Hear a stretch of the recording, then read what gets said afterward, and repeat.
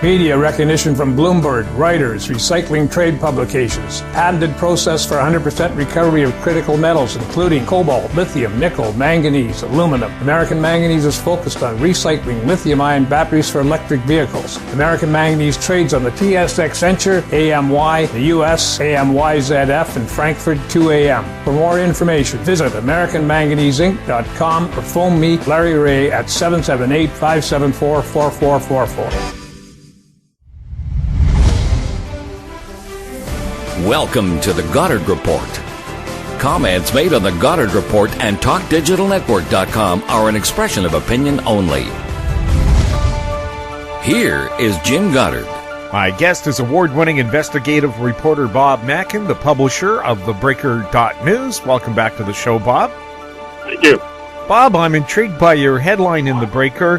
What do Huawei, SNC-Lavalin, and David Sidhu have in common? I guessed something about bloated self-entitlement. Am I close? Well, they've all given to the University of British Columbia to help University of British Columbia be the educational institution that it is. But University of British Columbia doesn't want to tell me exactly how much they gave. Huawei, we'll start with them, the Chinese technology company, the world's most controversial tech company right now. Because of national security fears by various English-speaking democracies, even Canada, which has delayed the decision on whether to let Huawei be part of the 5G fifth-generation telecommunications network build. Huawei has given $7.8 million over the last several years to UBC, mostly for research and development. Part of that is for 5G, about $6.5 million of that is in UBC accounts, UBC tells me, but has actually not been activated because the projects involved with that money have not been activated. There's also $50,000 plus in donations to the computer science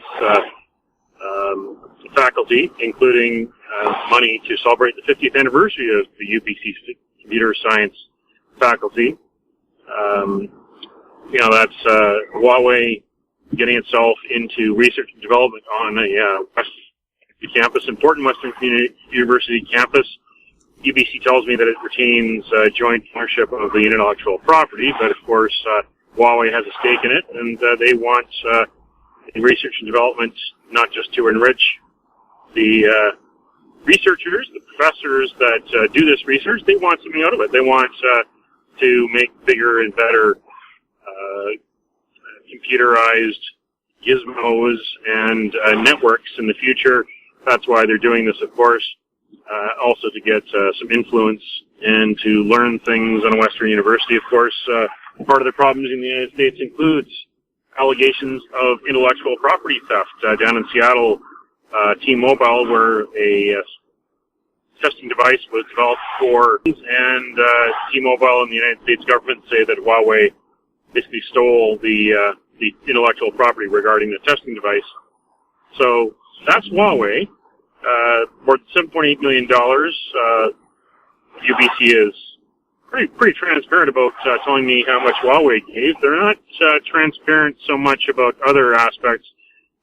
They do tell me that there's well over $600,000 since 1985 of donations from SNC-Lavalin. Well, $200,000 of that is donations to the Doug Mitchell Thunderbird Winter Sports Center between 2011 and 2018. That's the ice rink that was renovated for the Vancouver 2010 Winter Olympics. SNC-Lavalin was deeply involved in the 2010 Winter Olympics and was the 64th and last sponsor.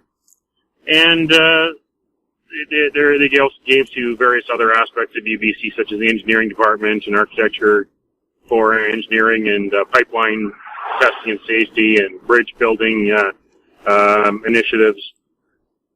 Then there is David Sidhu, the 1982 Vanier Cup football star on the championship-winning team, and he got rich being a stock market wheeler and dealer, and came back to UBC and gave a lot of money to UBC to help the football program, the athletics program, athletic scholarships, as well as the the University of British Columbia's Thunderbird football stadium, which now is David Sadu Field at Thunderbird Stadium.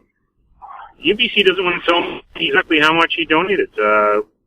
They show on a spreadsheet they gave me well over $130,000 from David Sadu, from his foundation with his wife Mandy. They just don't want to deal with the questions or the public attention that two sons whose father paid a premium to send them to schools in the United States, the father who is now charged with fraud and money laundering in the United States, he pleads not guilty.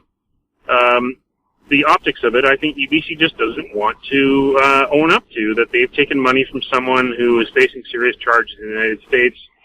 Still no trial date for that yet.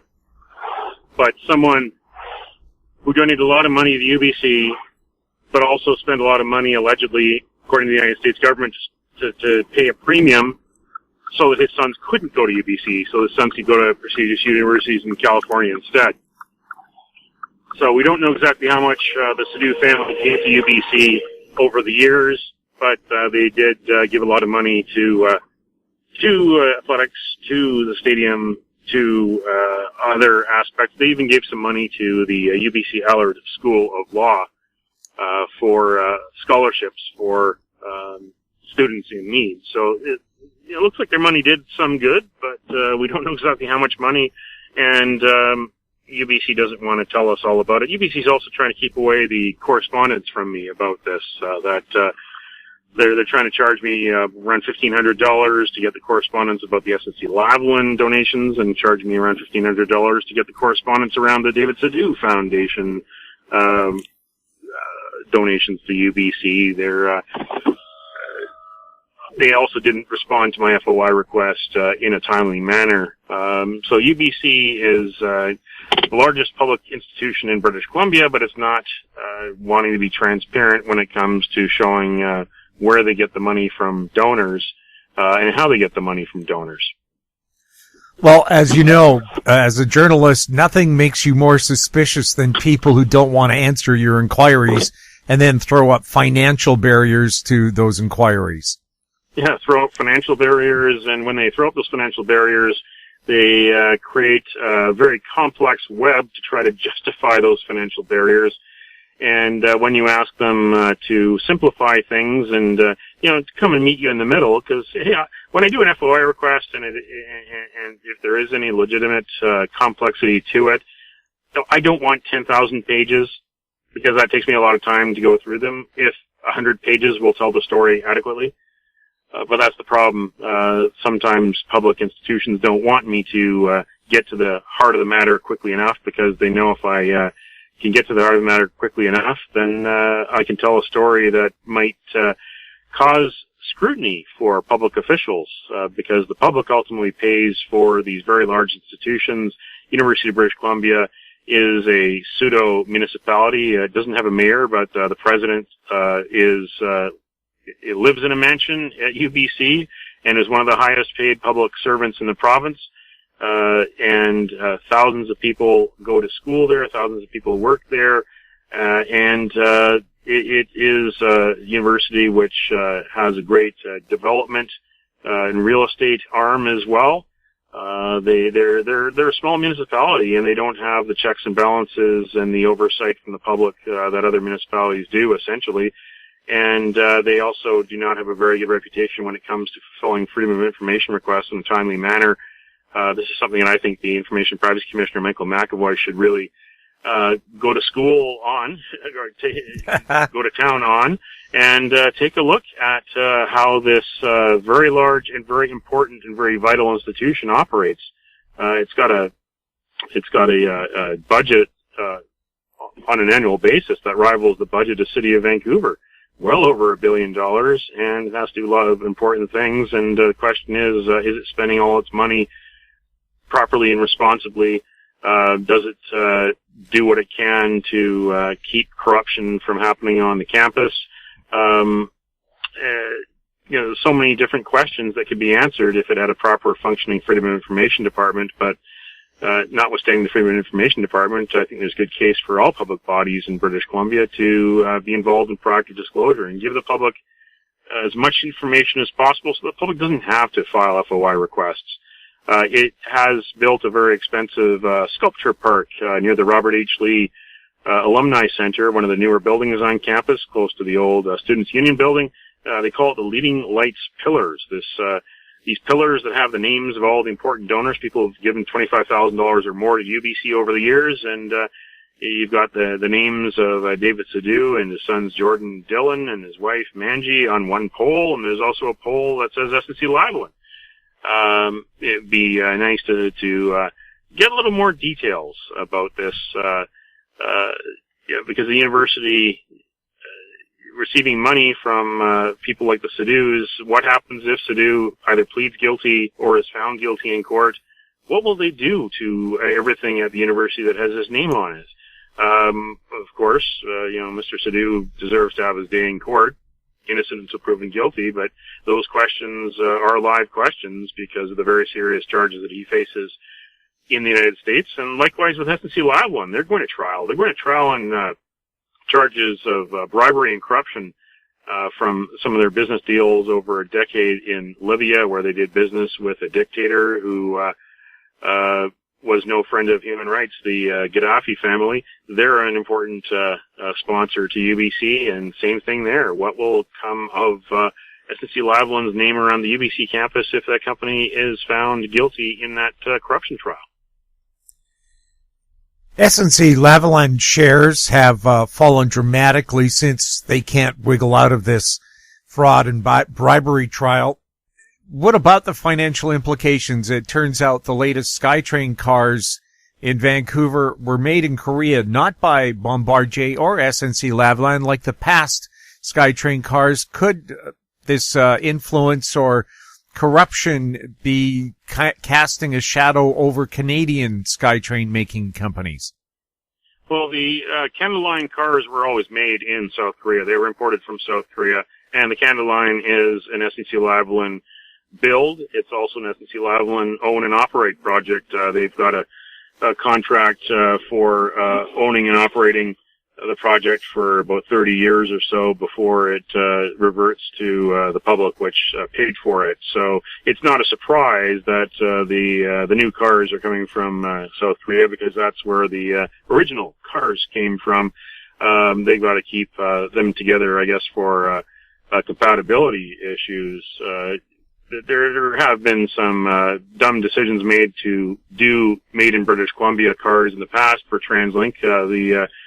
The Bombardier built Expo Line cars, and they built an operations and maintenance center for Bombardier, subsidized by BC taxpayers, at the Burnaby Edmonds Center, and that's one case where you've got a company that is making things, or did make things in British Columbia for a time to assemble the cars, but only did so because of great subsidies, not because the company, out of the goodness of its heart, decided to make them in British Columbia. So it's nice to see things made in Canada, but sometimes when that happens, it's done because of lobbying and very big political donations and very big subsidies. So that's something you've got to watch out for.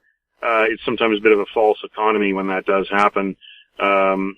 As, of course, way back in the 1990s, we saw another case of made in British Columbia boondoggle, which was the fast ferries. That was done by the BC NDP government at the time because that's what they wanted to do. They wanted to throw money at a project to build in British Columbia at any cost whatsoever, and that cost the NDP its chance to govern for quite a while, because the fast ferries were used as a hammer by the BC Liberals against the NDP for so long, and many voters, that's one of the reasons why they decided to vote against the NDP for so many years. So that is quite a tenuous balance of making domestically, but if you're going to make it domestically, you've got to do it in such a way that doesn't give a company a holiday or an untoward subsidy. But again, we got SNC-Lavalin bidding for the Broadway SkyTrain subway. We've got SNC-Lavalin along with Acciona bidding for the Patella Bridge. Those two companies really do need those contracts. You've got SNC-Lavalin working on Site C. and BC Hydro is not being very transparent about actually how much they're paying SNC-Lavalin. And you've got SNC-Lavalin involved in other aspects of British Columbia life. They're involved as a terminal operations and maintenance contractor for BC Ferries. A lot does ride on this trial that could spell the end of SNC-Lavalin. Of course, there's no evidence yet from our governments that they're making any plan Bs to get ready for any transition to find other operators.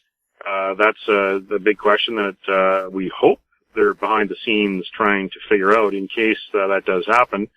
Of course, that trial against SNC-Lavalin in Quebec, well, I'm sure they're going to be doing whatever they can to make an application to the judge to try to say that it's taken too long to get to trial. So because it's taken too long, and there's been Supreme Court precedents in the past, in the recent past, that say that limit times on the amount of time a case must get to trial. They could argue that this has not been swift justice, and they've been prejudiced by the delay, and this shouldn't go forward. A judge could look at that and decide before the trial even starts that on a technicality it may not go forward. So we'll have to watch and see how it happens. A lot of Canadians, though, want to see some justice happen because one of Canada's flagship companies that flew the Canadian flag around the world did some very bad things with some very bad people in other markets. And not only are taxpayers of Canada wondering where their money went, because SNC-Lavalin is a company that relies on funding from taxpayers to do big public projects. There are also the shareholders of the company who mustn't be happy with the ups and downs, and many of the downs of the SNC-Lavalin shares over the years because of the corruption and bribery that took place in foreign markets. We'll have more with Bob Mackin right after this. I'm Douglas Mason, CEO of Naturally Splendid, symbol NSP on the TSX Venture Exchange. Naturally Splendid is a biotechnology and consumer products company focused on the global cannabis and health markets. Naturally Splendid is expanding distribution in this rapidly growing market with products currently in Canada, the USA, South Korea, Germany, and Australia. To view our comprehensive company presentation and for more information, please visit our website at naturallysplendid.com. Cypress Development Corp. is developing a world-class lithium resource in the heart of Clayton Valley, Nevada. The size of the resource makes the Clayton Valley project a premier asset with the potential to impact the future of lithium supply. Cypress Development Corp. trades on the TSX Venture Exchange, symbol CYP, the OTCQB, symbol CYDVF, and on Frankfurt, symbol C1Z1. For more information, please visit our website, cypressdevelopmentcorp.com. Welcome back. We're speaking with Bob Mackin. Bob, is there a connection between former Tory cabinet minister Stockwell Day and Huawei? Yes, there is. Stockwell Day was over in China, and he tweeted out a photo of him with Ren Zhengfei, the founder of Huawei, and Stockwell Day was in Shenzhen at the Huawei headquarters and tweeted out a nice message about how Huawei turned itself from a small startup to a world leader and is building out 5G in many different countries, and everything is just rainbows and unicorns for Stockwell Day in his mind about Huawei. Stockwell Day is the former public safety minister and former international trade minister of Canada under previous conservative governments. But nowadays he's a director of TELUS. TELUS has contracts with Huawei. It sells Huawei phones and is also involved in research and development of Huawei's next generation technology. And Stockwell Day is also on the executive board of the Canada-China Business Council, which encourages business ties between Canada and China. Obviously, a very political organization with some big names, mostly from the Liberal Party, Liberal background from Quebec, who have funded this organization over the years to enable business between Canada and China, and really, in many ways, to turn a blind eye to all the human rights wrongs of China when it comes to matters that have happened in recent years. But you had Stockwell Day over there, and he was asked by someone on Twitter whether he brought up Michael Kovrig and Michael Spavor, the two Canadians who were jailed, basically political prisoners, as retaliation for Canada's arrest of Meng Wanzhou on behalf of the United States, and he says that was top of his list. Well, we've got no verification that he did, and we've got no verification what Ren Zhengfei said, and whether Ren Zhengfei actually has any clout with the Chinese government to knock on Xi Jinping's door and say, hey, let these two Canadians go. Stockwell Day is also right now quite active in at least one conservative campaign. He's a longtime friend of Wai Young, who's trying to win back the Vancouver South seat. She lost in 2015 after one term. She lost to Harjit Sajjan, who's the Liberal Defense Minister, and she's got the nomination to go forward again. And she held an event on July 23rd, the same day that Stockwell Day tweeted out that photo. And Wai Young promoted that event on WeChat, the Chinese social media platform, at the Fraserview Hall, and part of that was to talk about international trade. So there's some serious questions about who is running for Andrew Scheer, and Andrew Scheer himself has been quite blunt about Huawei. He would not let it build the 5G network if he wins government, becomes the prime minister, and he's been very clear about how he's not happy with the way China is treating Michael Spavor and Michael Kovrig. And he actually put out a message in support of all those in Canada who remember the Tiananmen Square massacre on the 30th anniversary in June. Meanwhile, you've got one of his candidates here in Vancouver, Wai Young, and having Stockwell Day support her in the election campaign so far, the pre-election campaign. Wai Young ran for mayor of Vancouver last year and finished fourth, kind of a distant fourth, but her campaign was very heavily targeted towards mainland Chinese expats and their businesses to get them as donors. And there are also photos of her going to various events, the Chinese Cultural Center, as well as the Canada Wenju Friendship Society in Richmond to seek support and fundraising. Some serious questions about who she's associating herself with and whether she herself may be compromised by associating with people who do not hide their allegiance to the Chinese Communist Party, such as Chen Yong-tao from the Canadian Alliance of Chinese Associations. These are live questions because we've been warned by our intelligence agencies that the kind of interference that we saw in the 2016 election in the United States by Russians could also happen to the 2019 Canadian election by foreign actors.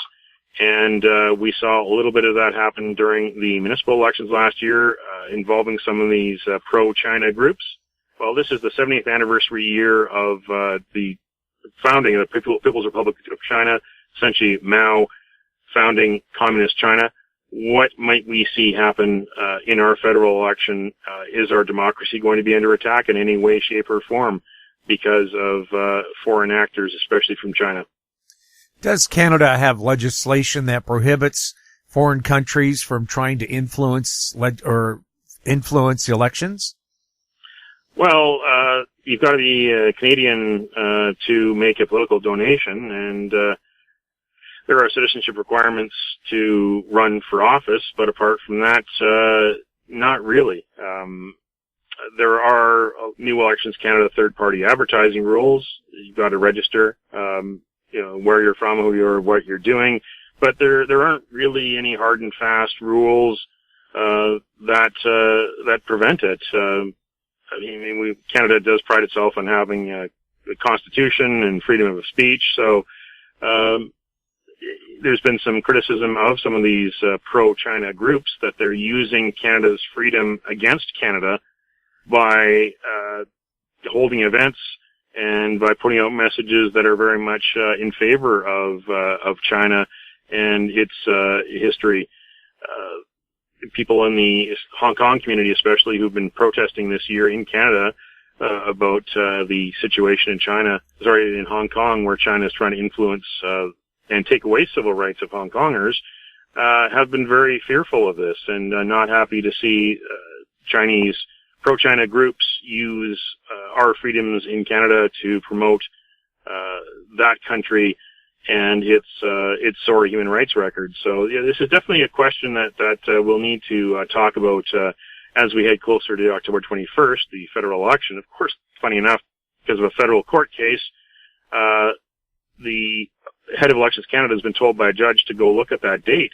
It conflicts with some holidays for Jewish people in Canada, as well as some of the advanced polling dates. And so the head of Elections Canada has got to look at the calendar and see if there's any way to accommodate the people who are of the Jewish faith, who definitely want to participate in the election, who may not be able to participate in the election on the current schedule. So keep an eye on that. That's a bit of a sleeper story of this election. Could it be delayed by a week in order to accommodate people with religious needs? We'll have more with Bob Mackin right after this. Aben Resources Limited is a gold exploration company with significant projects in British Columbia and the Yukon, trading on the TSX Venture Exchange, symbol ABN, and the OTCQB, symbol ABNAF. Surrounded by world-class gold deposits and mines, Aben's 23,000 hectares Forest Kerr Gold Project is located in the heart of the Golden Triangle in northwestern BC. For more information, visit us at abenresources.com.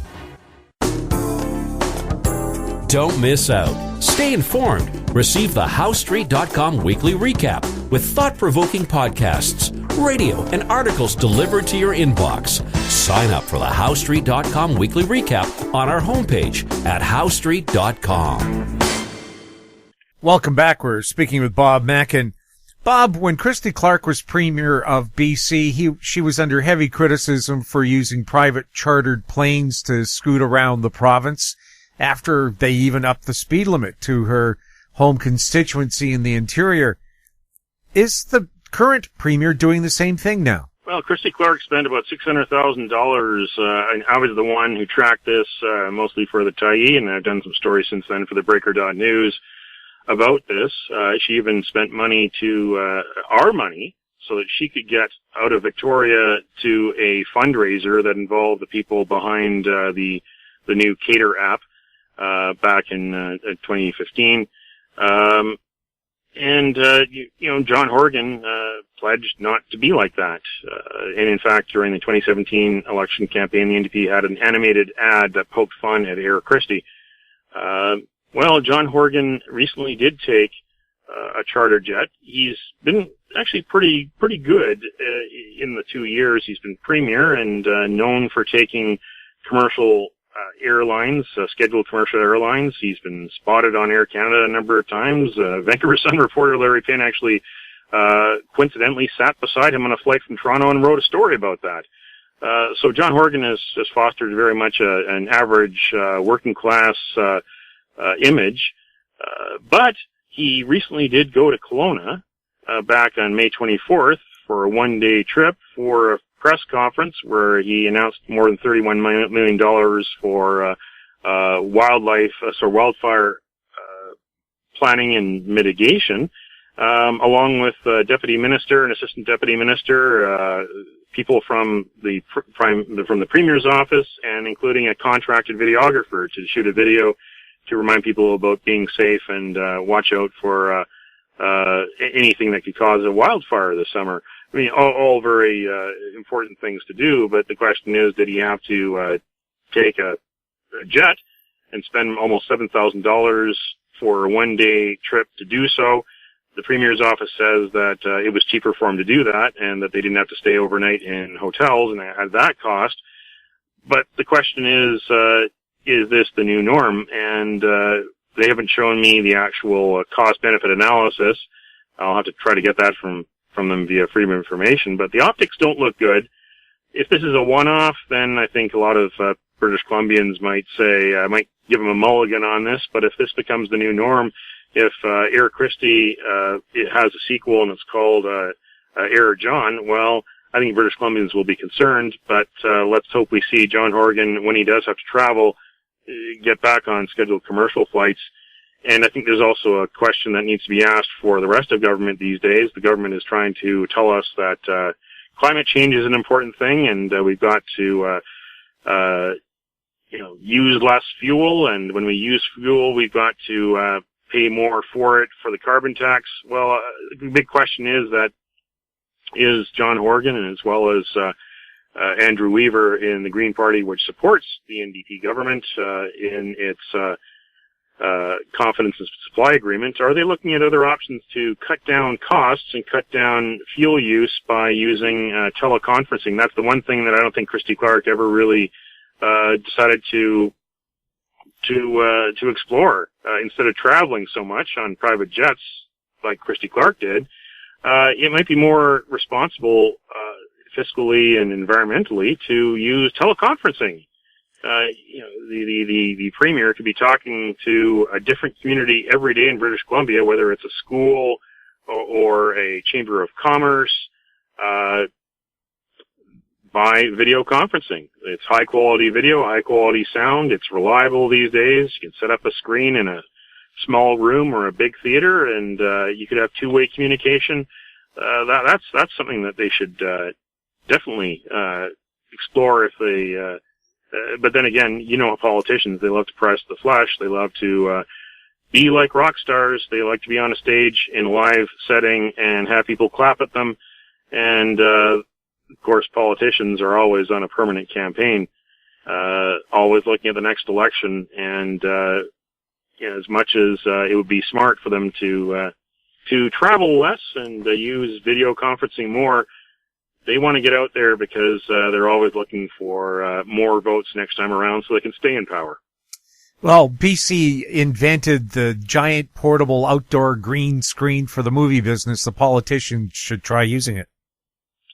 Oh, indeed. They should definitely try the technology that we have today, because they could make connections with more people, at least one-dimensionally. Hey, they could even try some 3D technology. I'm sure they could work something out. They don't need to get in planes all the time and spend the extra time. They could use the technology that's at the fingertips and make an impression and communicate with more people. I think it's a smarter way of doing things, especially when they're trying to preach one thing. They should practice what they preach. If they want us to use less, and if they want us to pay more, well, they should find ways of spending less. Well, if they have a $7.2 billion surplus, they might be overtaxing us just a little bit, Bob. Well, officially it's $1.5 billion according to the NDP. There's a dispute with the Auditor General, but anytime any government has more left at the end of the year, there's two questions.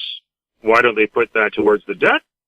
Or why don't they decide to tax us less? Because they obviously have more money than they need to operate the government, so why don't they do that? But of course, governments always have, because they're always on a permanent campaign and they want to win more next time around, they look at that as a bit of a slush fund to figure out ways of spending that to make more people pleased in various areas to buy votes. That's just the way things go. Bob, thank you so much for chatting with us. Thank you. My guest has been award-winning investigative reporter Bob Mackin, publisher of thebreaker.news. If you have any questions for Bob or any of our other guests, you can send them to info@howstreet.com, our YouTube channel, Talk Digital Network. Find us on Twitter @TalkDigitalNet. I'm Jim Goddard. Thank you for listening. Comments made on the Goddard Report and TalkDigitalNetwork.com are an expression of opinion only. The Goddard Report is available online and mobile at TalkDigitalNetwork.com. The Goddard Report is a production of Howe Street Media Incorporated.